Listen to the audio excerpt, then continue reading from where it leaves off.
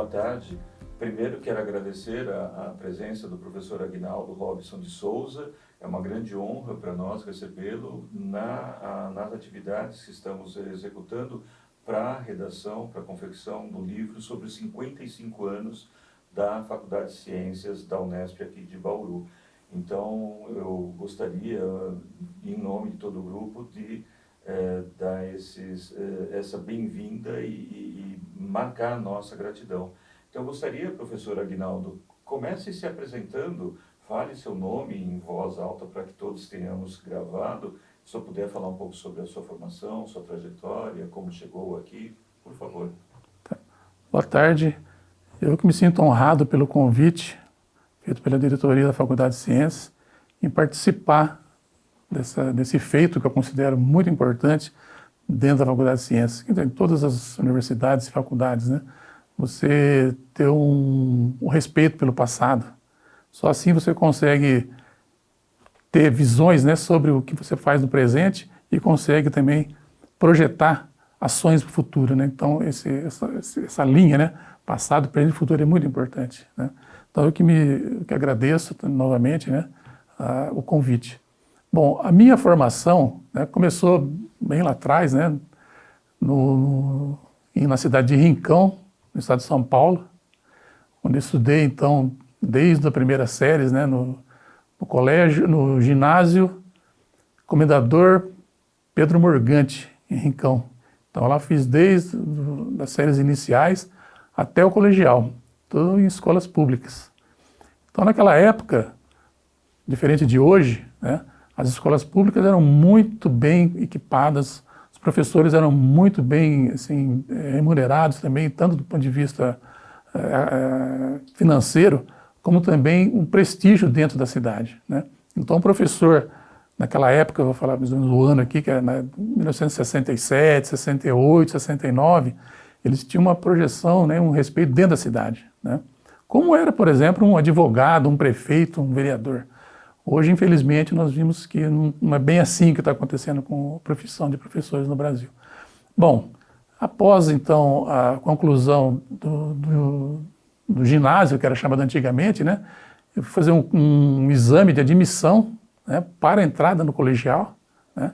Então, tinha de fazer provas, né? Eu lembro até hoje da matemática, tínhamos que fazer adição, subtração de algarismos romanos, né?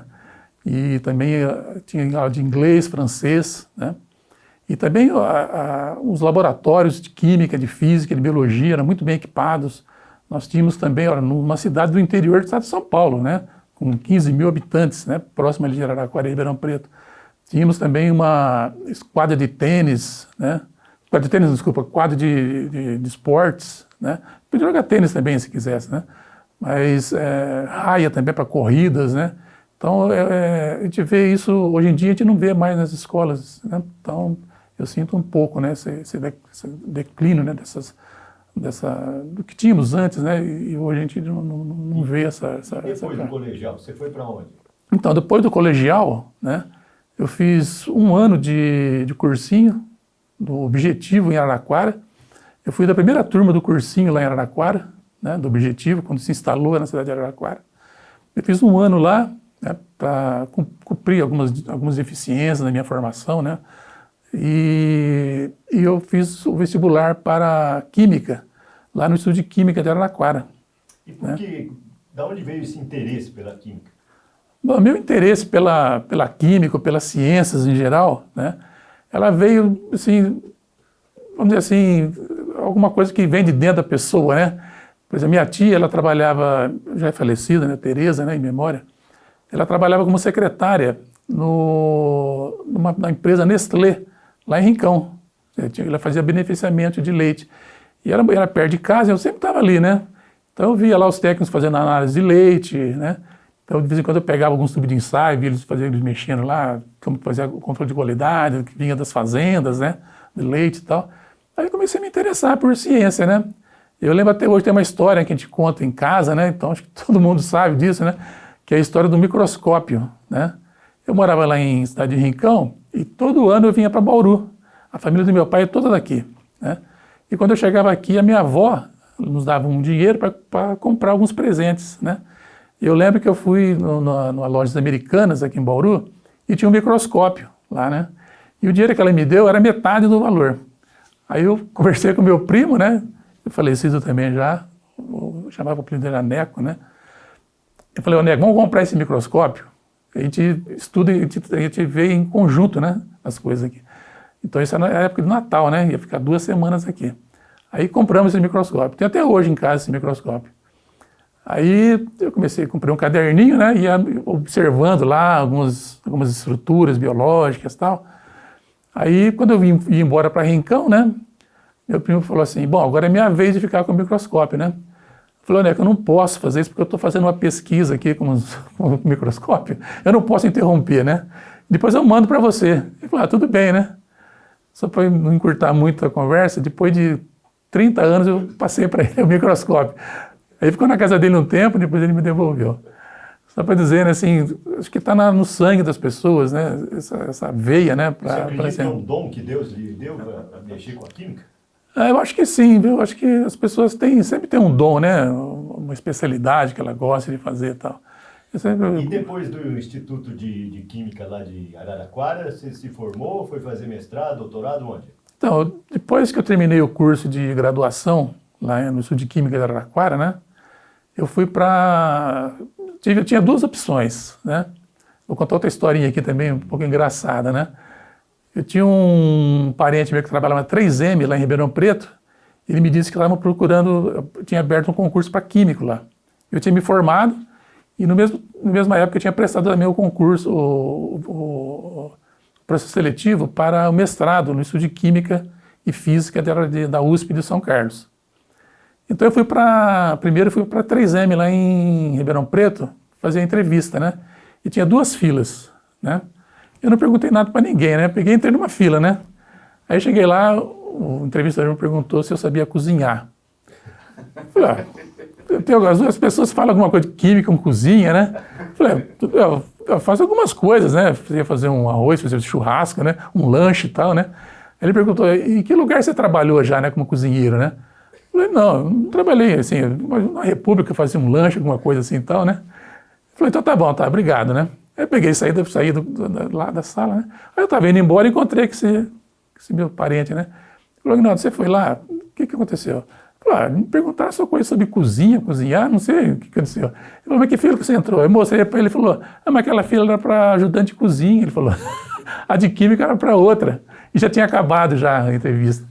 Quando eu cheguei em casa, eu recebi uma carta lá do CNPq que eu tinha aceito minha bolsa já para o mestrado, lá de São Carlos, então eu fui para São Carlos, eu, minha esposa, né, Marley, e meu filho, Francis.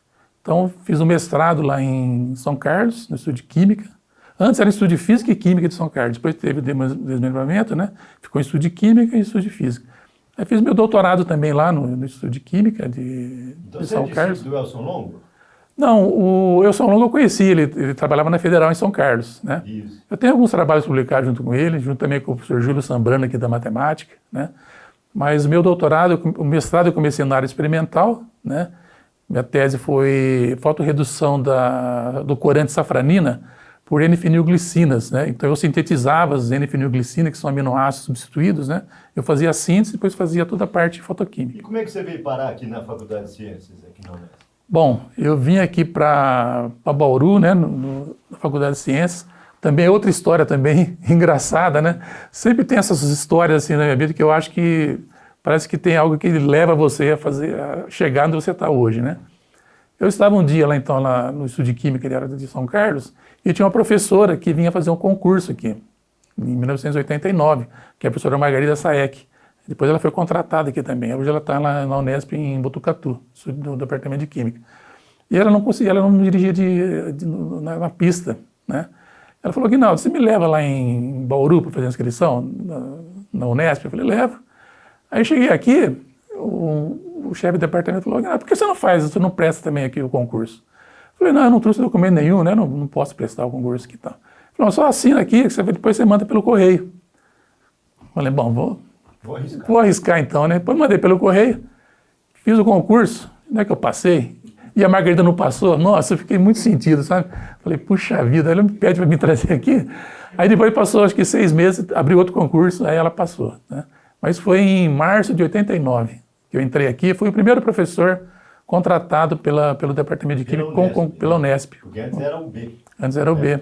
E conta pra gente esse passado de 89, quando você chegou no departamento, não tinha laboratório, não tinha vidraria, não tinha reagentes, né? Depois que a Unesp foi melhorando esse subsídio para vocês darem aula, né? Conta essa façanha do início, que vocês pegaram o alicerce ali mesmo, né? Sim, eu estava fazendo doutorado lá na USP em São Carlos. Lá é um instituto já bem estabelecido, com laboratórios, né, com salas de aulas adequadas, equipamentos também adequados, né? Então, quando eu vim para Bauru, em março de 89, eu fiquei um pouco espantado, né? Porque a gente não tinha salas de aulas adequadas, né? É claro que eu falo isso, pessoal, numa visão de perspectiva, né? Naquela época eram adequadas, sim, as condições, né?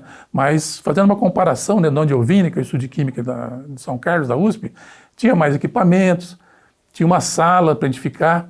Então, quando eu cheguei aqui, por exemplo, o departamento de Química e o departamento de Física eram numa sala um pouco maior que essa sala que essa aqui. Então, lá tinha as mesas das secretárias, todos os fichários, e tinha 3 mesas para todos os docentes de Química e de Física. Então, não tinha condição de ficar aqui. Então, você dava aula, eu fiquei aqui um tempo na casa da minha avó, né? Essa que me comprou o microscópio, né? Eu ficava na casa dela, então, basicamente, eu vinha para a Unesp, dava aula, não tinha lugar onde ficar e voltava, né? Porque tinha só essa salinha ali, a gente reunia, tinha acho que uns 30 professores, não cabia naquela sala, então tinha um revezamento, né? Então, foi nessas condições que nós viemos para cá, né? Agora, eu queria que você falasse sobre os alunos da UFC, o vestibular daquela época, né, de 89, 90, o interesse pelo curso de Química, né? Porque é uma disciplina muito específica, uma profissão muito específica, né? Como é que vocês conseguiam chamar o aluno para preencher as vagas? Sim, quando eu cheguei aqui em 89, nós não tínhamos ainda o curso de Química. Tinha o departamento de Química já estabelecido, que tinha estabelecido em 1969, com a fundação da FEB. Com a Faculdade de Ciências. Na Faculdade de Ciências. Então ele era um departamento provisório que servia, que dava aulas para os cursos de engenharia, né? Tinha um departamento, mas não estava estabelecido dentro da Faculdade de Ciências ainda. Eu não sei a época quando foi estabelecido ainda, né? Mas só foi em 2005 que nós tivemos o curso aqui, então, de licenciatura estabelecido, né? Então, naquela época, eu tinha que trabalhar, né? Saímos de um estúdio de pesquisa, né? De vindo para cá, então, com aquela ânsia, né? Jovem também, não que hoje eu não tenho, eu tenho ainda, né? Mas uma outra perspectiva. Então, eu trabalhava muito com alunos do departamento de Física, alunos do departamento de Biologia, alunos da Engenharia também. Então, aproveitei todo esse contexto, né, desses alunos interessados em desenvolver pesquisas, né? Até tem um aluno que eu considero assim, um aluno assim, de excelência, né, que foi um aluno meu que trabalhou na iniciação científica, ele fazia o curso de Física aqui, que é o Fernando Luiz Barroso da Silva. Hoje ele é professor adjunto lá no lá no departamento de Física da USP de Ribeirão Preto. Então você vê um aluno que trabalhou comigo na iniciação científica, né? Depois ele foi para o doutorado direto. Mas a gente trabalhava assim. Depois, quando teve então o departamento de Química, aí sim tivemos assim, um público mais voltado mesmo para os problemas que nós nos interessávamos, que é o problema de Química, né? Porque antes eu não podia falar para um aluno de Física, né? Ou aluno de Engenharia, vamos trabalhar com uma coisa de Química, por exemplo, né? Como sabe, não é todo mundo que gosta de Química, né? Você fala para as pessoas assim, o que você faz? Eu dou aula de Química, né? Você fala, nossa, a disciplina que eu mais odiava, né? Mas a Química, na realidade, ela é uma ciência central, eu considero, né? Porque todas essas disciplinas, né, dependem dessa conexão. É claro que todas as disciplinas são importantes, né? Agora, você entrou aqui num período onde o dinheiro era muito escasso também, né? Tanto para construção de laboratórios, como ampliação, e até mesmo de compra de equipamentos, né? Você foi um dos baluartes do seu departamento que mais trouxe verba de órgão de fomento. Sim, naquela época eu saí da USP, né, como bolsista, né, do CNPq, e é claro que você vem para cá, né, com o objetivo de crescer o seu local, né, que você está trabalhando. Então, sim, a gente submetia projetos para a Fundunesp, que antes ela financiava, né, pequenos equipamentos e bolsas também, para o CNPq e para a FAPESP também. Então, eu comecei a me envolver em várias comissões aqui da Faculdade de Ciências. Eu já fui presidente da comissão de bibliotecas aqui do campus. Depois eu fui presidente da comissão de pesquisa da Faculdade de Ciências por 2 ou 3 períodos. Então foi nessa época que a gente conseguia direcionar, né? Não, assim, num certo sentido, né? Captar, né? Como seria a captação de recursos, né? Então, como chefe, como presidente da comissão de pesquisa, né? Eu, junto com outros professores, é claro, né? Nós fundamos aqui o primeiro programa de pós-graduação aqui da Faculdade de Ciências, que é o Programa de Pós-Graduação em Educação para a Ciência, junto com o professor Nardi e outros pesquisadores também. Na época do Misael. Foi na época do professor José Misael, né? Em memória, né? Precisamente, professor? Eu tenho lá, eu acho que foi em 96. Foi em 90... participei da instalação. Eu achei um documento lá, o Misael mandou um documento falando que o João Moretti participou da instalação. Foi em 98 que então começou. Então, em 96 ele já deu entrada na documentação. Os primeiros contatos que nós tivemos entre docentes para criar uma pós-graduação aqui, na verdade começou em 1994. Sim. Né, com docentes do departamento de Física, de Química, de Educação e também de Biologia, de Educação Física, porque não tínhamos assim uma massa crítica de docentes na área de educação. Nem titulados. E nem titulados, né, porque eu vim para cá, estava terminando o doutorado ainda. Então eram poucos docentes que tinham doutorado aqui na Faculdade de Ciências, né. Então... Foi muito difícil essa época. Foi difícil essa época, né.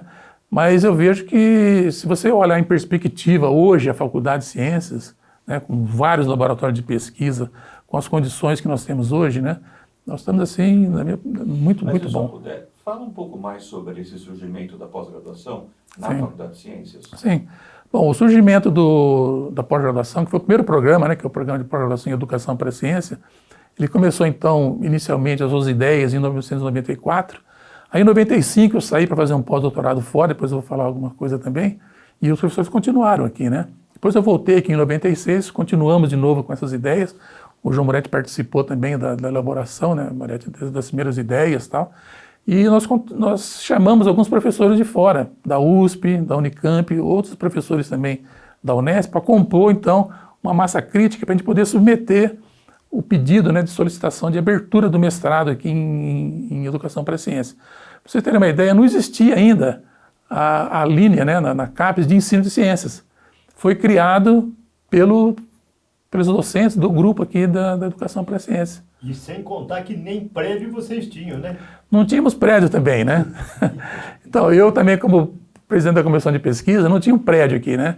Então, eu fiquei encarregado de fiscalizar a construção do prédio aqui da pós-graduação em Educação para a Ciência, desde os alicerces mesmo, né, até a construção do prédio, né, que muitos nos orgulha, né, de termos aqui o prédio da pós-graduação. Foi o primeiro prédio de todo o campus. O primeiro prédio de todo o campus foi esse da pós-graduação. Depois também, como presidente da comissão de pesquisa, né, eu atuei também na elaboração da construção dos cascas, né, que são os laboratórios de pesquisa, né. Eles chamam casca porque só vem o prédio mesmo, né. Lá você tem de preencher, né, esse recheio, né, com projetos de docentes, né, ver quais são as salas. Não tinha nem divisão, né.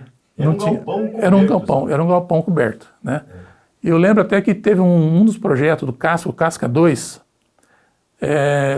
só fizeram o projeto arquitetônico. Não tinha o projeto elétrico, nem o projeto hidráulico ainda. Eu lembro até hoje de uma história, né, que eu vou sempre contar essas histórias, né, porque eu também, como presidente da comissão de pesquisa, eu estava fiscalizando a construção desse prédio. E eu cheguei lá, o mestre de obras, ele ia instalar um vaso sanitário no chão, sem buraco, para a rede de esgoto. Ele mesmo falou, eu não vou fazer isso, ele falou, né. Ele fez um buraco lá e colocou fez uma saída lá para fora, tá.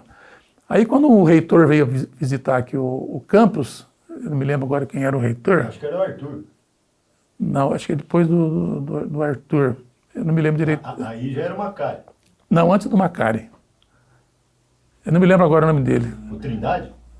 Não, também não foi o Trindade. Ele morreu faz muito tempo.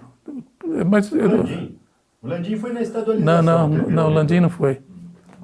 Não, mas de qualquer maneira, então, quando ele chegou aqui, né, eu estava como presidente da comissão de pesquisa, levei esse questionamento para ele. Falei, professor, tem o prédio aqui, mas não tem instalação hidráulica nem elétrica. Na hora ele ligou para a APA e falou, ó, quero esse projeto hidráulico e elétrico aqui para a Faculdade de Ciências. Eu estava lá, né, no dia seguinte o pessoal já veio fazer a instalação e a parte elétrica e hidráulica. Agora, no seu ponto de vista, esse avanço ou essa elevação do programa de pós-graduação, porque depois vieram pós-mate, vieram outros, né, ciência da computação, o que você atribui a essa elevação? Tudo começou no ensino de ciências, né, e depois deu um boom, né, cresceu vertiginosamente, né? Bom, eu acredito, né, essa elevação da qualidade das pesquisas realizadas aqui na Faculdade de Ciências, basicamente, na minha opinião, né, há 3 fatores são essenciais. Primeiro, o apoio institucional, que é muito importante. Ainda você ter grandes ideias se você não tem apoio institucional. Outros são docentes de qualidade, docentes que realmente vistam a camisa da Faculdade de Ciências. E terceiro, os alunos, né, que são essa tríade, né, na minha opinião, é o que realmente foi o responsável, né, por essa elevação da qualidade das pesquisas que foram realizadas aqui na Faculdade de Ciências. E ainda são, né? Ainda são. Eu queria que você falasse do crescimento. Você chegou aqui em 89, né, 90, mais ou menos. O campus não tinha essas construções. Eu queria que você falasse desse crescimento do campus. Sim, eu vou falar também de um outro exemplo, de uma outra historinha, né, que eu acho bastante interessante, que no departamento de Química foi o primeiro departamento a ter um projeto aprovado pela FAPESP para a compra de um cromatrógrafo a gás, né? Então nós tínhamos o equipamento, né, que na época era uma coisa assim, bastante interessante de realizar as pesquisas, né? E fomos conversar com o diretor, então, para onde alocar esse equipamento, né, de grande porte.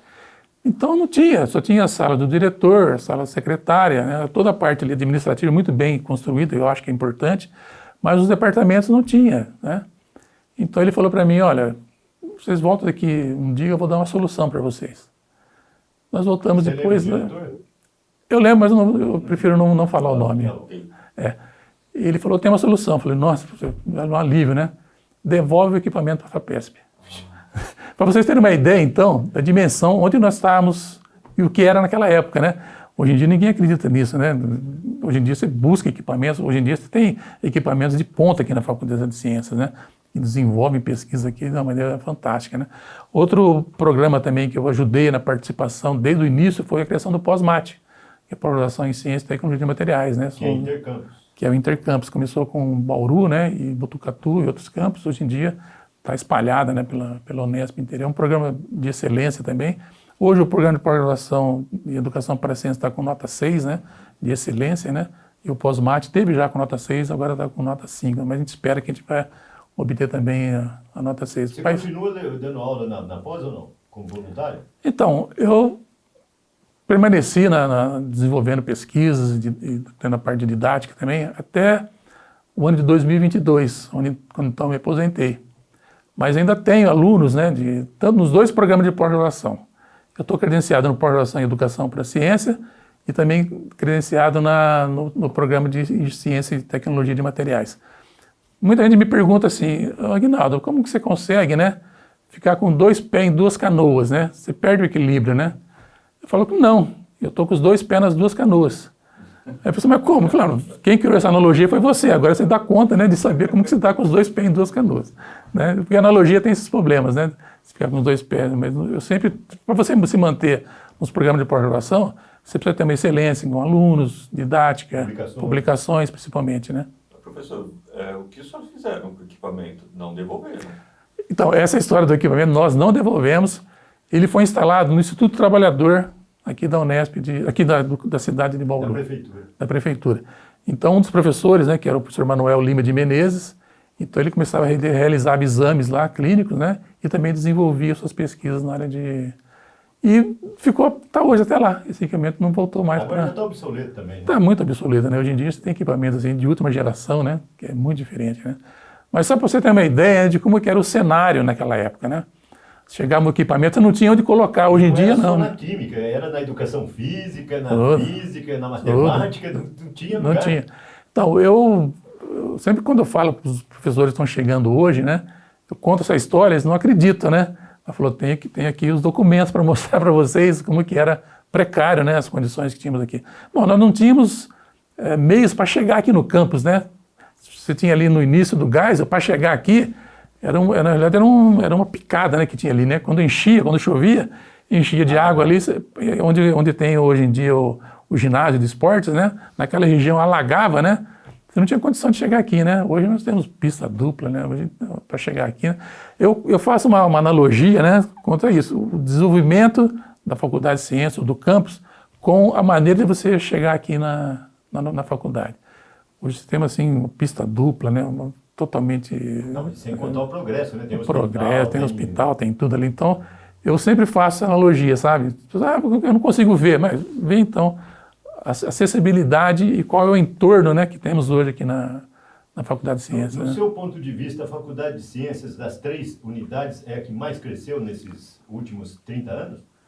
Então, no início, a Faculdade de Engenharia de Bauru, né, iniciou suas atividades, né, depois se transformou na Universidade de Bauru, né, a Faculdade de Ciências ela vinha quase que a reboque, né, da Faculdade de Engenharia, né.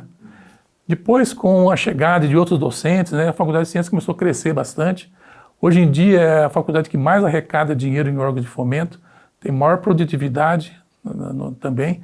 E o campus de Bauru, né, vou falar um pouquinho de quando ele foi... O patinho feio. Isso, eu ia falar isso, né? Em relação às outras Unesp, porque tiveram que dividir o orçamento. Isso, Então, durante quase 10 anos, tudo que dava errado na Unesp é porque tinha encampado Bauru. Hoje nós estamos acho que em segundo ou terceiro lugar dos campos mais produtivos da Unesp, né? Comparados com grandes campos aí que já são muito antigos, né? Que é a Unesp de Araraquara, tivemos vice-reitor. Botucatu, teve vice-reitor também daqui.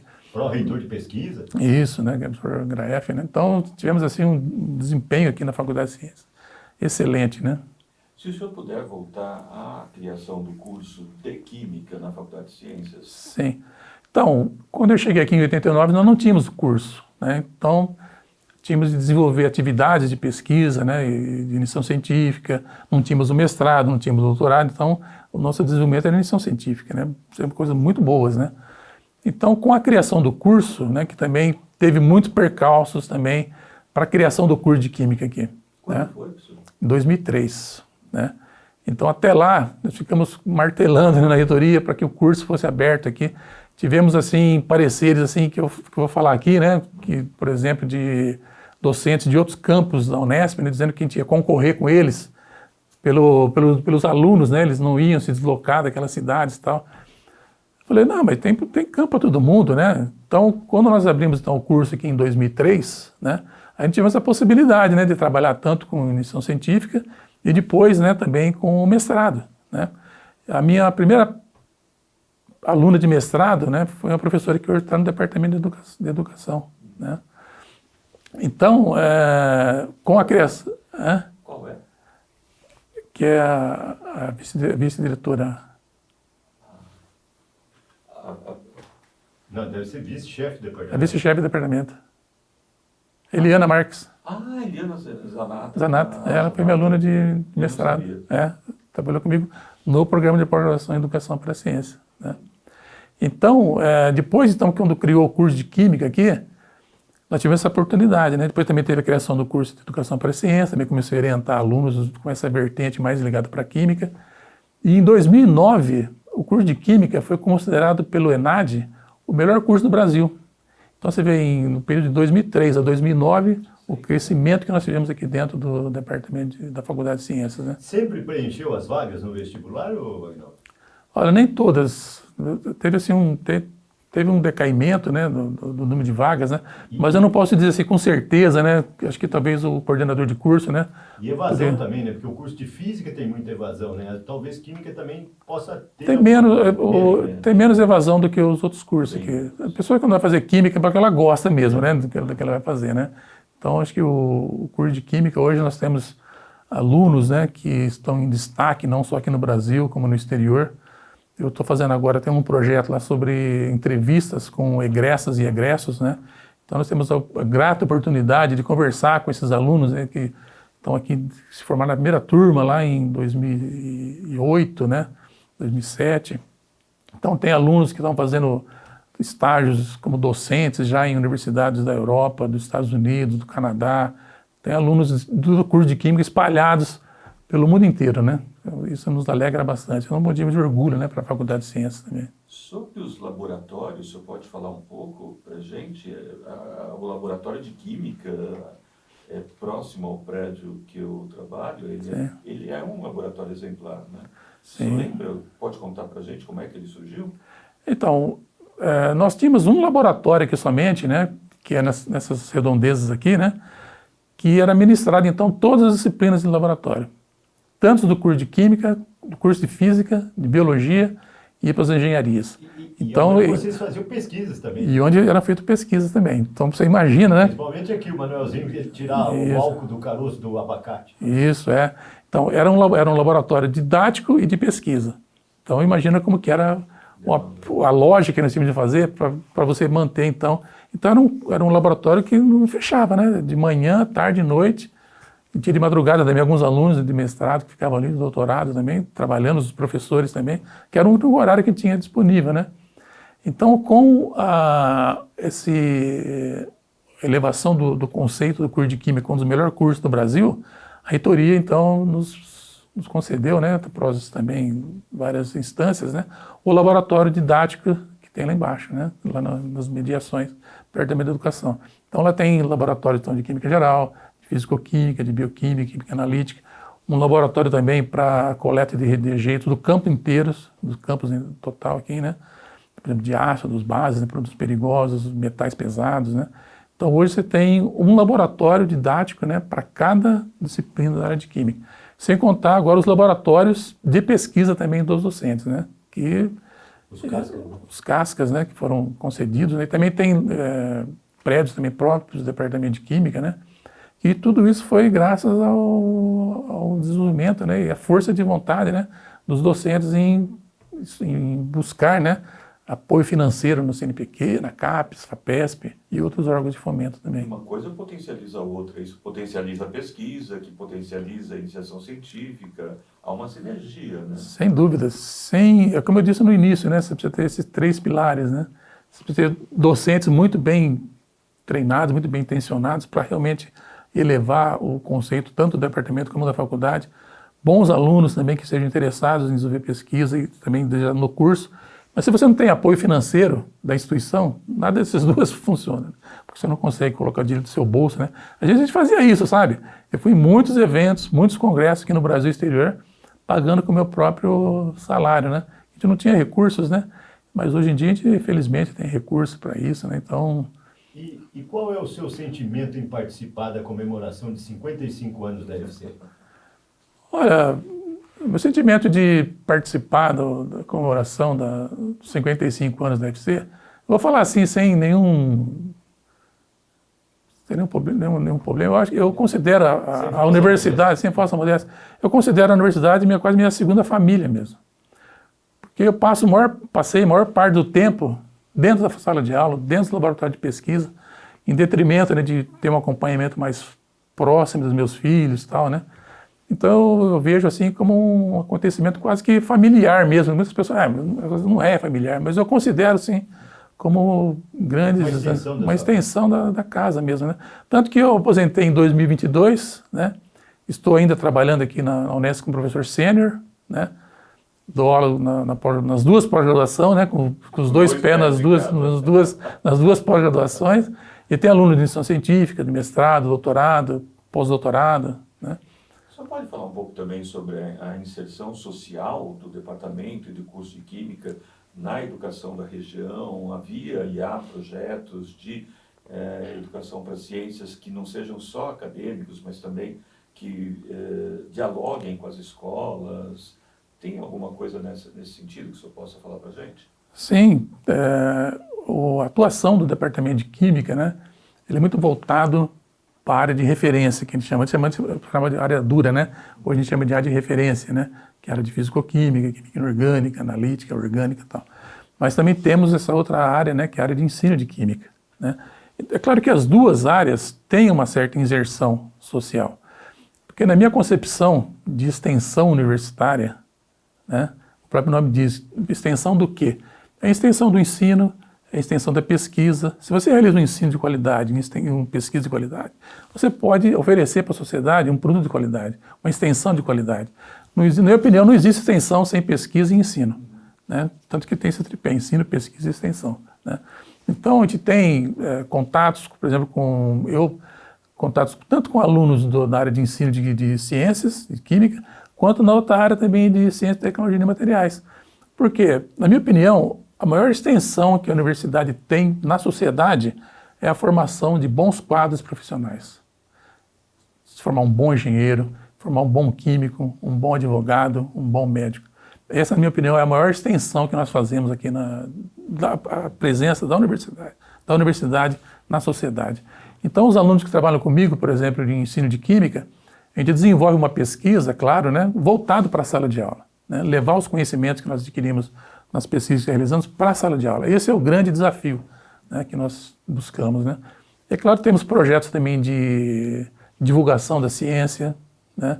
Temos um projeto até que o João conhece bem, que é o Educa Ciências, né, que hoje em dia está na página da Faculdade de Ciências, que eu fui um dos idealizadores também, né, de trazer o pesquisador mais próximo da sociedade. Então, a gente fazíamos lives quinzenais, né, com docentes da Faculdade de Ciências, do Departamento de Física, de Química, de Engenharias, né, do Departamento de Educação, Biologia, e tínhamos também uma coluna no Jornal da Cidade, né. Então, até em casa, tem até essas colunas, né, os jornais inteiros, que a gente fazia também essa busca, né, de levar a ciência para a comunidade, né. Somente numa época que foi bastante crítica aqui no Brasil, foi a época da pandemia, né, onde teve esse crescimento absurdo, né, de fake news, né. Então, tenho até hoje alunas, né, doutorado, que trabalhamos com projetos de mestrado, doutorado, tentando levar para a população, né, o que é realmente esse perigo da fake news, né. Então, essa é a nossa projeção das minhas pesquisas que eu realizei, né, mais próximas da sociedade. Mas teve outros eventos, por exemplo, no Departamento de Química, quando teve aquele problema da Jaques, né, aqui da fábrica de baterias, foi o Departamento de Química que fomos lá, fizemos análise do solo, né, aí teve interdição da fábrica aqui. Então, para você ter uma ideia de como que é, né, a nossa participação, né. É que às vezes a gente esquece disso, né? Isso, é. Tão orgulhoso da pesquisa, da formação de quadros, que a gente tem que também lembrar dessa inserção social, que é magnífica. Tem muitos outros casos, né, que se vier outro professor para contar outros casos, né, mas essa é a minha percepção. Você podia falar um pouco também sobre a Semana da Química, a importância disso para o aluno, né? Você foi presidente, ajudou, né, muitos alunos nessas semanas, que eu me lembro muito bem, né? Dessas semanas aí, o que beneficia o aluno, a realização dessas semanas? As atividades dos alunos, né, na minha opinião, não deve se restringir à sala de aula, né? O aluno tem toda a oportunidade de todos os campos aqui de ter laboratórios na Faculdade de Engenharia, na Faculdade de Artes. Então, quando ele está dentro do campus, ele deve aproveitar isso, né? Não deve ficar aí, vai na sala de aula, e aprende alguma coisa, vai em casa, estuda, e vai embora, pega o diploma e acabou, né? Eu chamo isso de passar em brancas nuvens, né? Aquele aluno interessado realmente que vai nos laboratórios, vai buscar pesquisa, né? Buscar essa interação com a comunidade e tal. Isso é muito importante, né? E uma das atividades que nós desenvolvemos é a Semana da Química, né, que é patrocinada, né, pelo departamento, mas quem realmente leva toda a logística quem carrega o piano são os alunos, né? Sempre, é claro, com um docente, né? Eu, por exemplo, participei várias vezes, não sei o número de vezes que eu participei como orientador dos alunos, né? Então a gente sempre buscava auxílio financeiro na FAPESP, né, que sempre nos auxiliou, né, por exemplo, na vinda de docentes, para ministrar palestras, né? Então, eu lembro que tinha docentes de qualquer região do país, a gente chamava com auxílio da FAPESP, né? A gente conseguia. Hoje em dia, com a tecnologia, né, você pode chamar qualquer pessoa do mundo inteiro, né? A única dificuldade aí são duas, né? A língua e o horário, né? Então, nós tivemos já professores, por exemplo, participando da Semana da Química, do Canadá, dos Estados Unidos, do Portugal, né? Vai ter que combinar o horário certinho, né? Mas a Semana da Química, assim, realmente é uma grande oportunidade, né? O estudante, ele pensa que a pesquisa que está desenvolvendo, né, fica só entre muros aqui, né? Mas quando ele apresenta, ele vê a relevância da pesquisa que está desenvolvendo, né? O feedback. Eu tive, por exemplo, um aluno de iniciação científica que ele fez um trabalho muito bonito sobre desenvolvimento de história em quadrinhos para pessoas cegas, em braille, né? Então a pessoa falou assim, mas o que significa isso, né? Mas ele é um aluno, ele acabou o mestrado agora, né? E nós submetemos esse projeto para um concurso da Fundação de Direitos Humanos do Vladimir Herzog. E ele ganhou o primeiro lugar. E ele foi lá, né, como graduação, né? Então ele teve uma projeção assim tão nacional, tanto local, né, como nacional, né, como o prêmio do Vladimir Herzog de Direitos Humanos. Então você vê uma atividade que ele fez em sala de aula, iniciação científica, né? Teve essa projeção nacional, né? Eu achei assim muito interessante. O senhor começou sua fala falando sobre essa necessidade de a gente conhecer o passado para entender onde chegamos, mas eu gostaria também de ouvi-lo. Em qual direção o senhor acha que nós vamos seguir daqui para frente, a Faculdade de Ciências? Ou qual direção deveríamos seguir? Certo. Falar sobre o futuro é difícil, né? Que não consegue, né? Felizmente, né? Se a gente conseguisse, a gente teria muitas restrições. Mas se você olhar, então, em perspectiva, né? O que éramos lá em 1990 e que somos hoje, né? O crescimento que tivemos, né? Eu acredito que, no mínimo, se nós continuarmos com essa curva de evolução, a gente vai ter um desenvolvimento da Faculdade de Ciências, assim, excelente, né?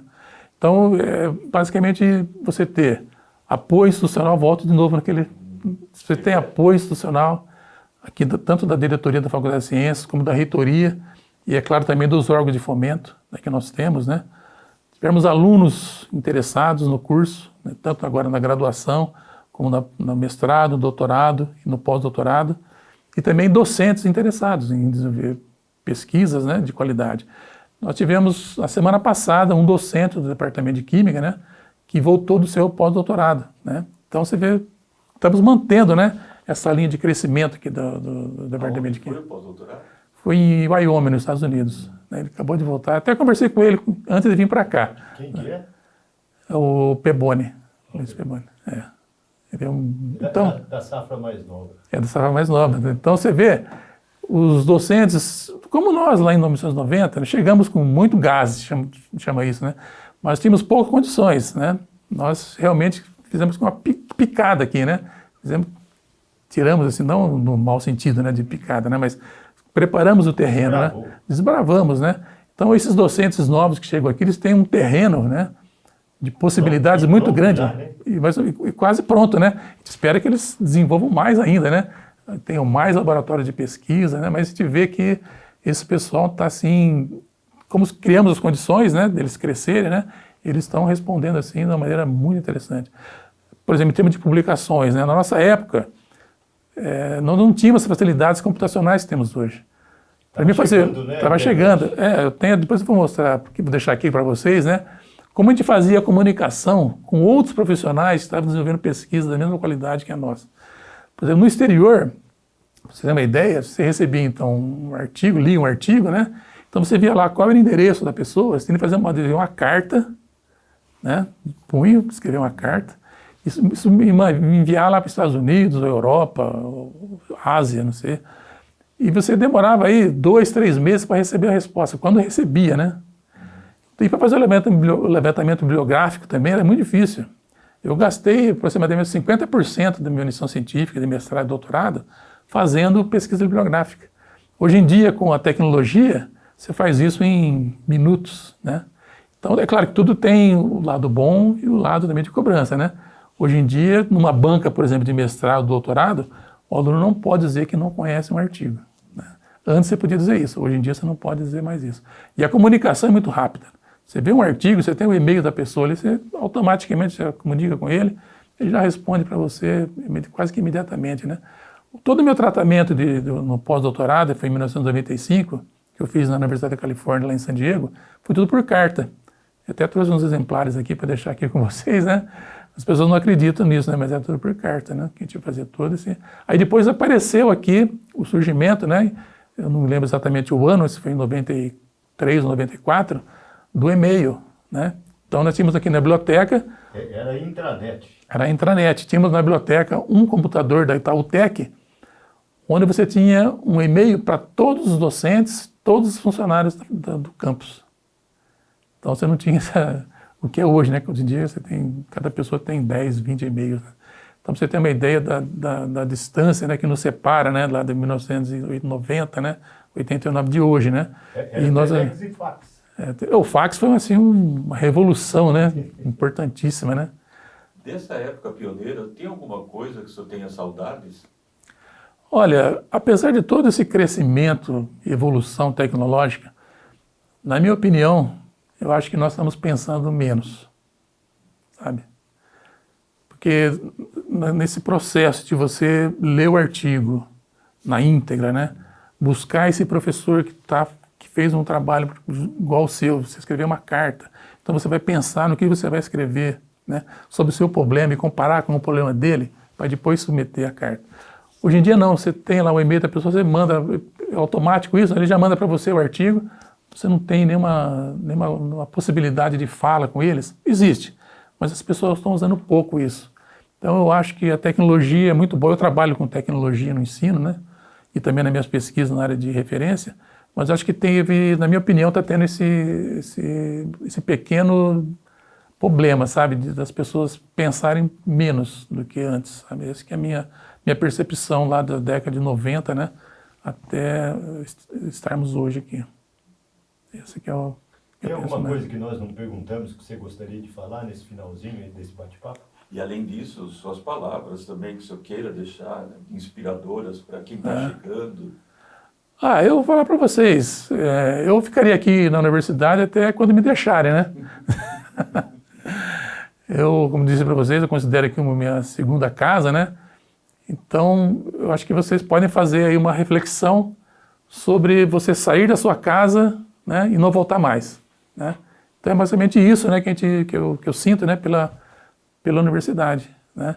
Então acho que não preciso dizer muita coisa, né? É basicamente isso, né? Eu me sinto à vontade na universidade, né? Tem pessoas que não veem a hora de sair do emprego, né? Eu não considero aqui um serviço, né? É claro que é um serviço sério, né? Tem que prestar contas, ter altas publicações em grandes periódicos de grande impacto e tal. Mas eu considero isso aqui mais como uma diversão mesmo. Eu gosto de me divertir aqui dentro da Faculdade de Ciências, do campo, dentro da universidade. O seu cargo e a sua trajetória não foi um fardo, e sim só congratulações, né? Porque você só viveu momentos bons aqui, né? Eu tentava transformar esses momentos ruins, né, em crescimento, né? Então sempre quando surgia um fato, por exemplo, devolve o equipamento para a FAPESP. Não, vamos atrás da prefeitura, vamos alocar lá na região.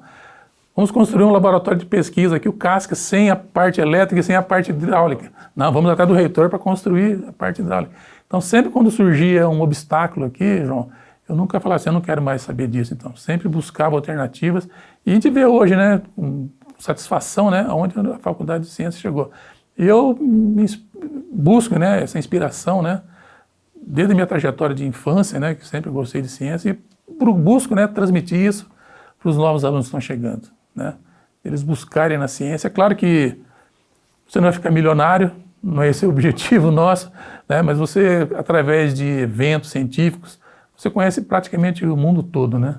Eu já fui em eventos, por exemplo, em quase todas as partes do mundo, Estados Unidos, Europa. Uma vez eu fui num congresso de química teórica, sabe onde? Em Mônaco. Estava tendo um grande prêmio de Fórmula 1 lá, né? Mas então é isso, né, sabe? Então, esse é algo inspirador, né? Que você tem com os jovens, né? Então, eu sempre nas aulas eu busco esses exemplos, sabe? Eu vou começar agora, porque eu estou ainda alocado dentro do departamento de ensino, né? Onde eu vou começar uma disciplina, né? Que eu fundei aqui também, que é Introdução à Pesquisa, a formação do professor pesquisador. Então, eu trato dessas histórias, sabe? Tem um aluno de iniciação científica que ganhou o prêmio nível nacional. Tem um aluno de iniciação científica que hoje está lá num cargo de professor lá no Canadá, para mostrarem para eles, né, como que o desenvolvimento, né, o ardor, o trabalho árduo, né, não é simples, não é fácil fazer essas coisas, né, mas onde você pode chegar dentro com o ensino, uma pesquisa de qualidade, né, e levar seriamente o seu trabalho, né. Acho que é isso. Professor, então, novamente, em nome da Faculdade de Ciências, se eu puder ir para os finalmente, Novamente gostaríamos de agradecer o seu depoimento, professor Aguinaldo Robson de Souza. É um prazer e uma honra. O senhor é uma pessoa que faz parte da nossa história.